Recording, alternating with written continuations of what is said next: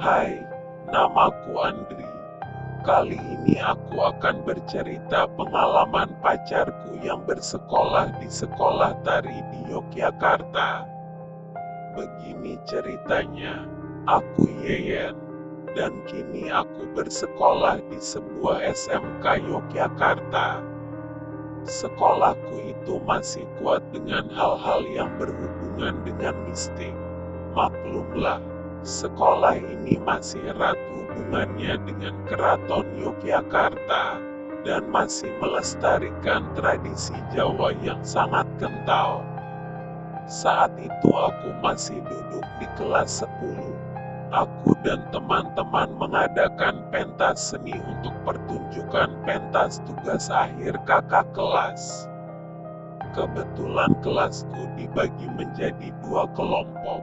Aku dan grupku mendapat kesempatan pentas di hari kedua. Kami berkumpul dari sore hari. Karena kami belum terbiasa make up sendiri, jadi kami dibantu oleh seorang teman guru kami. Itu juga hanya 1 orang, jadi kami mengantri untuk di make up. Sampai jam menunjukkan pukul 6:30 malam. Kami yang sudah selesai di make up dan memakai kostum segera keluar dari ruang rias. Suasana di luar sangat gelap.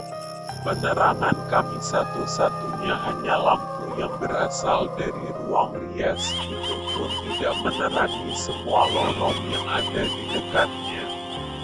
Selama menunggu guru kami mengobrol. Entah mengapa aku merasa ada yang menarik perhatianku pada sosok bayangan yang ada di depan musola, di sebelah kanan ruang rias. Aku bertanya pada temanku, itu apa? Dan mereka bilang itu hanya tong sampah. Tapi aku yakin kalau di tong sampah itu duduk seorang anak kecil sambil memeluk lututnya. Karena rasa penasaran yang terus menghantuiku, aku mengajak temanku untuk melihat ke arah tong sampah itu. Ayolah, temenin yuk, penasaran nih. Akhirnya temanku itu mau.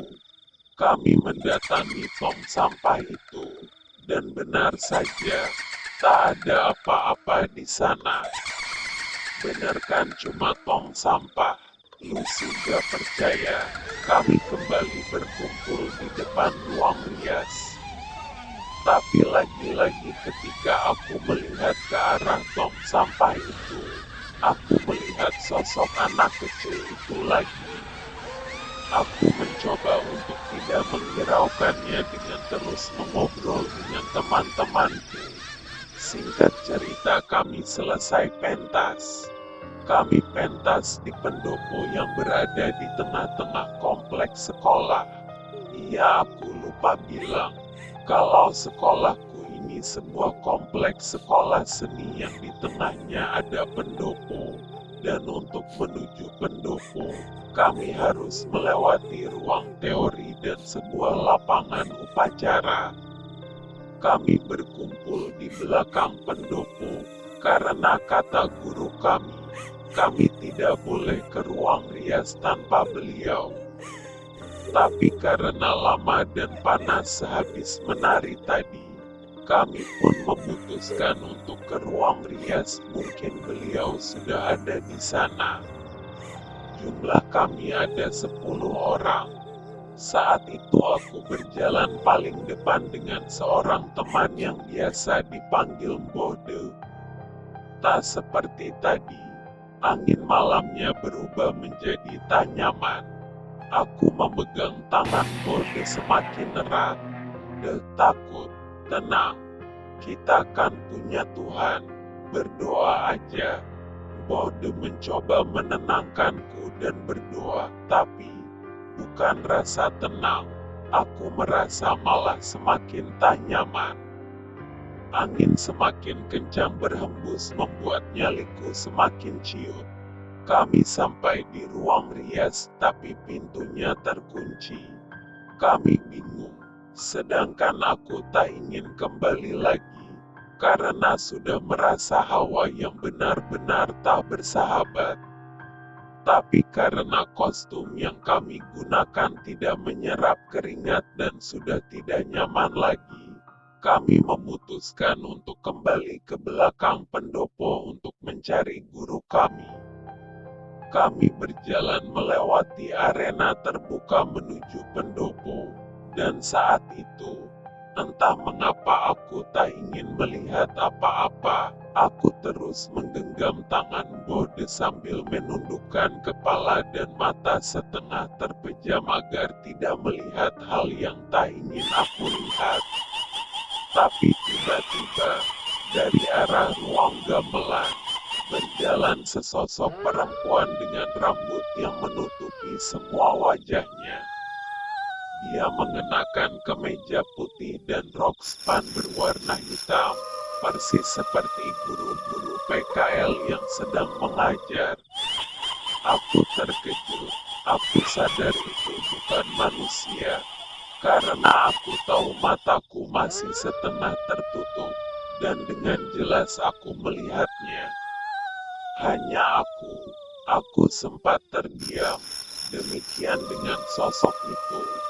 Bode segera menggandengku kembali berjalan, tapi sosok itu terus diam tak bergerak. Anehnya teman-teman seperti tak ada satupun yang ketakutan. Mereka dengan santai mengobrol sambil melewati sosok itu. Sampai akhirnya sosok itu ikut berjalan mengikuti kami. Aku tak berani menoleh karena lorong yang kami lewati gelap. Sampai di dekat kantor guru, menuju lapangan upacara, ada lampu di sana. Aku memberanikan diri menoleh dan menghitung jumlah temanku. 1, 2, 3, kamu ber11. Ya, kami ber11, padahal jumlah kami hanya 10 orang. Aku tak kuat lagi. Aku berlari dan terduduk lemas di lapangan. Tukang parkir bingung melihatku yang terduduk lemas dan menangis. Untunglah guru kami cepat datang. Beliau menenangkanku dan membawa kami ke ruang ganti. Di sana aku masih syok. Sambil melepas perlengkapan kostum dan menghapus make up, aku masih tak percaya dengan apa yang aku lihat. Lagi-lagi pengalaman aneh yang tak aku sadari datang. Seorang temanku menghampiri. Dengan suara berat dia bertanya apa yang dilakukan perempuan tadi padaku. Aku pun bilang, dia hanya menunduk diam, tidak melakukan apapun. Emas segera pergi.